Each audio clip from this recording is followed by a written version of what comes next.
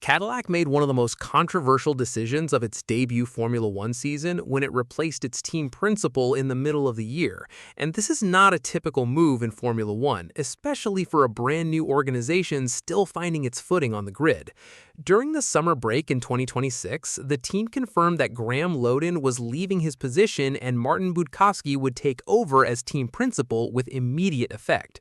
When Cadillac arrived at the Australian season opener just months earlier, it represented one of the most ambitious projects in modern racing, a brand new manufacturer entering Formula One with significant resources, experienced drivers, and a clear mission to compete at the highest level, had turned to Graeme Lowdon to make it real. Lowdon built Cadillac from an ambitious concept into an actual functioning Formula One team by overseeing the recruitment of personnel, creating the internal structure, navigating the entry process, and getting 2 cars on the grid for the season opener. That was no small achievement, and yet by August 12, 2026, when Cadillac officially announced the transition, Lowdon was out. The team described it as a planned move from the initial construction phase into a new stage focused more heavily on racing performance, and the language suggested this was always part of the plan, but the timing told a different story entirely. Mid-season changes of team principal do not happen by accident in Formula One, and when they do happen, something has gone wrong. What had gone wrong revealed itself immediately on track. After the opening races, Cadillac had failed to score a single point, and the team's 2 highly experienced drivers, Sergio Perez and Valtteri Bottas, were struggling with a car that lacked competitive pace and suffered from recurring technical problems that just would not go away. Brake overheating had become the most persistent of these issues, appearing repeatedly across race weekends despite engineering work and attempted solutions. And for a new Formula One operation, these kinds of reliability problems become especially damaging because they affect not only the results but also the confidence of drivers and engineers. Instead of consistently fighting for positions on track, the team found itself spending weekends simply trying to complete races without another technical setback. Yet Cadillac's leadership insisted that the change was not a reaction to these early season results or the reliability problems that everyone could see. And CEO Dan Tavris explained that the decision to replace Lowdon came from him and was not the result of mutual agreement. Lowdon was informed of the decision on a Wednesday morning, and Tavris also indicated that the team had been considering a transition toward a different leadership model for several months, although the actual change happened earlier than initially expected. The timing was deliberate, the team claimed, but early, and that distinction mattered. The question that immediately emerged was why make this change during the season rather than waiting until the end of the year, and the answer revealed Cadillac's true thinking about where the team stood and where it needed to go. With a substantial portion of the 2026 season still remaining, bringing Budkowski into the role immediately gave him valuable time to understand the organization before the team's 2027 development program became fully established. And waiting until the winter break could have cost Cadillac several months of preparation, especially when crucial decisions regarding technical development, staffing, and operational processes were already being made. Formula One teams are already thinking heavily about the next major regulation cycle and the development of their 2027 cars, and decisions regarding technical direction, staffing, tools, and development priorities are being made well before the next season begins. By installing Budkowski during the second half of 2026, Cadillac gave him an opportunity to understand the organization's strengths and weaknesses before those crucial decisions became fully locked in, and he could enter the 2027 project with direct knowledge of the operation, rather than spending the opening months of the new season learning how the team functions. That was strategic thinking, that was planning ahead, and that was what separated reactive management from proactive leadership. And it raised an obvious question: who exactly was Martin Budkowski? Budkowski brings a Formula One career that stretches back to 2001 when he began working with Prost, and since then he has accumulated experience at several major organizations, including Ferrari, McLaren, the FIA, Renault, and Alpine. His background covers engineering, technical leadership, management, and regulatory work, and rather than specializing in one narrow area, he has developed an understanding of how different parts of a Formula One team must operate together and function as a cohesive whole. That breadth of experience is particularly valuable to a young organization like Cadillac because Budkowski understands how technical departments function, how cars are developed throughout a season, and how senior management must balance performance targets with limited resources and the cost cap. Working within major Formula One organizations gave him first-hand knowledge of what a competitive operation looks like from the inside, and he has seen how information flows through a team, watched how decisions get made quickly enough to matter, and experienced what it takes to extract performance from a car when resources are constrained. Another factor that made his transition into Cadillac smoother than might be expected was his previous working relationship with Cadillac Chief Technical Officer Nick Chester, since they had worked alongside each other at both Renault and Alpine. And their existing professional relationship meant Budkowski was not entering an entirely unfamiliar technical environment. They already understood each other's working styles and approaches, they already knew how the other person thought, and that existing connection potentially allowed Cadillac to avoid some of the delays that often accompany changes in senior leadership, which in Formula One can cost you weeks of development time. Budkowski's stated priorities revealed what Cadillac expected from him going forward. His focus centers on maximizing car development within the cost cap, improving the team's racing performance, and building a foundation for long-term success by optimizing processes at Cadillac's two key sites, Maranello and Volant. Alignment between people, tools, and information, and ensuring that decisions are made quickly enough for the car to improve from one race weekend to the next. And this objective goes directly to one of the biggest challenges facing a new Formula One team: development speed. A performance upgrade does not simply appear on a car overnight because it requires design work, engineering analysis, manufacturing, regulatory checks, logistics, and trackside installation. And if communication between those stages is inefficient, valuable time disappears into the void. In Formula One, even small delays can mean falling further behind competitors, and this was not about instant fixes, but about building a machine that could improve itself faster than it currently could. The complexity of Cadillac's organizational structure made this even more critical to get right. The organization is spread across multiple locations, with facilities and operations connected to Silverstone in the United Kingdom, General Motors resources in Michigan, motorsport operations in North Carolina, and a future permanent base in Fishers in Vienna.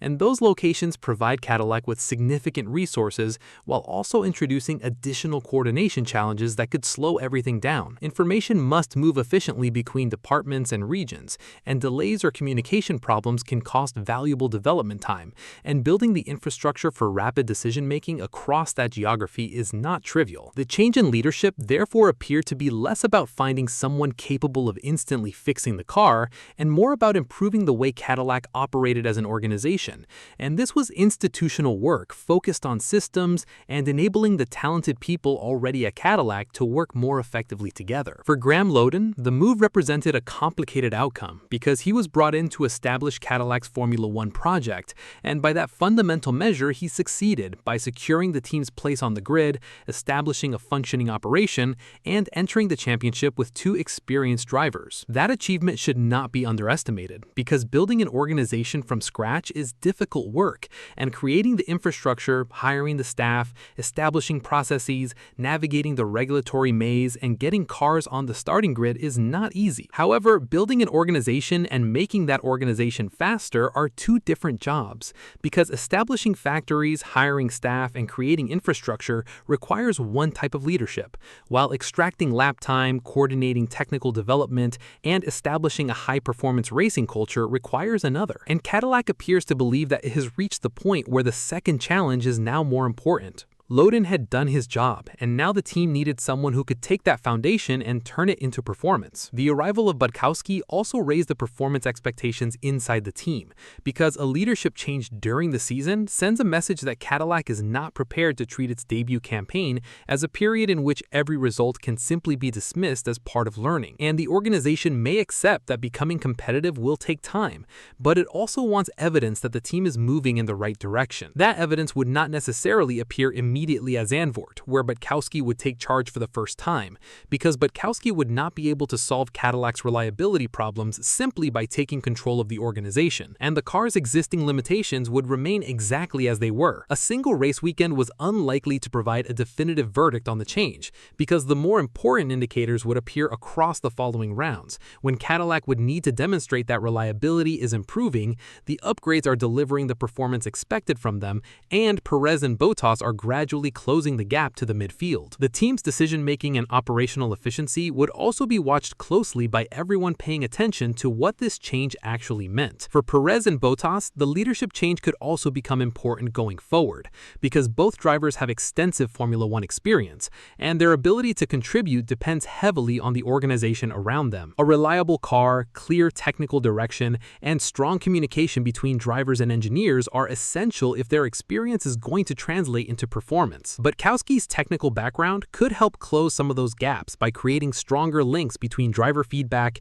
engineering decisions, and future car development, and that might be where the real advantage of his appointment emerges over time. The context of Cadillac's situation also matters, because the team entered Formula One competing against organizations that have spent decades building expertise, collecting data, and developing sophisticated technical systems, and a difficult first season is therefore not unexpected in that regard. Creating a competitive Formula One team requires far more than constructing a car, because the organization must develop aerodynamic, mechanical, operational, and logistical systems, while learning how to function under the intense demands of the championship. And that is not a one-year project or a two-year project, but foundational work that takes time. Yet expectations must also be realistic, because Cadillac came to Formula One with significant ambitions and has never presented itself as a project designed merely to participate. The company made a substantial investment in this project by bringing in experienced drivers, assembling technical resources, and establishing multiple facilities around the world. That clearly indicated the company intended to compete at a high level, and that meant the honeymoon period was always going to be short. The biggest question, however, remains whether changing the team principle in the middle of the season was the right decision, and at this stage there's no definitive answer, because the move could become a turning point if Cadillac begins making measurable progress in reliability, development, and race performance, or it could prove to be irrelevant if the same problems continue throughout the season. The change doesn't magically fix brake overheating, doesn't automatically make the car faster, and doesn't guarantee that information flows better between Silverstone and Michigan and North Carolina and Indiana, and those remain challenges that no leadership change can solve overnight. What the change does do is signal intent, and Cadillac has raised the stakes by making this move at this moment in time. The organization entered Formula One with significant ambitions and has never presented itself as a project designed merely to participate, and the leadership transition reinforces that message clearly. The team believes the foundation has now been established, and that the next priority is turning that foundation into genuine competitive performance. And this matters because Lowdon's contribution remains an important part of Cadillac's story. Without the work done during the launch phase, there would be no team for Budkowski to lead.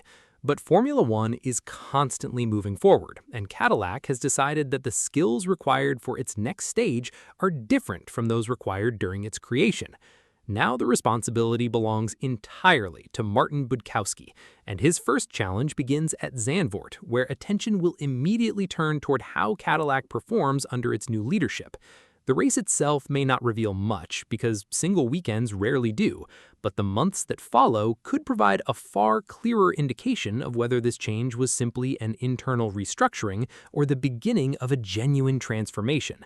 Cadillac's debut season was always going to be difficult because the team entered a championship filled with established competitors, faced technical challenges from the beginning, and had to build an entire operation while simultaneously racing at the highest level of motorsport. But the organization now has a foundation in place. The organization has 2 experienced drivers ready to contribute.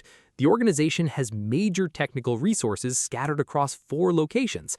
And the organization has a new team principal with extensive Formula One experience who understands how to build competitive teams.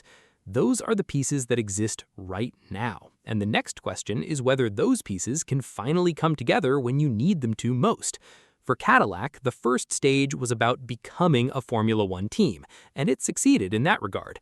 The second stage is about learning how to become a competitive one, and Martin Budkowski has now been handed that responsibility, and the results of the decision will be judged not by the announcement itself or by what anyone said when it happened, but by what Cadillac looks like on the track over the remainder of 2026 and into the development of its future cars. That is where the real story will be told. And that is what everyone will be watching over the coming months to see if this mid-season gamble actually pays off. But what about the human cost?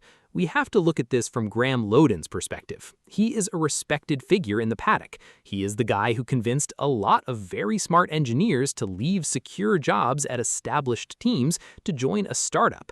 He is the one who pitched the dream of an American factory team to the world.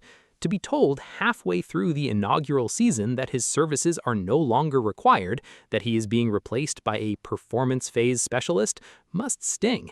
It implies that his skill set was only valuable for the setup, not for the actual racing. Some might argue that this is unfair. Lowdon did the heavy lifting. He dealt with the FIA politics, the freight logistics, the hiring of the first 200 employees. That is a thankless job. Without that foundation, Budkowski would have nothing to manage.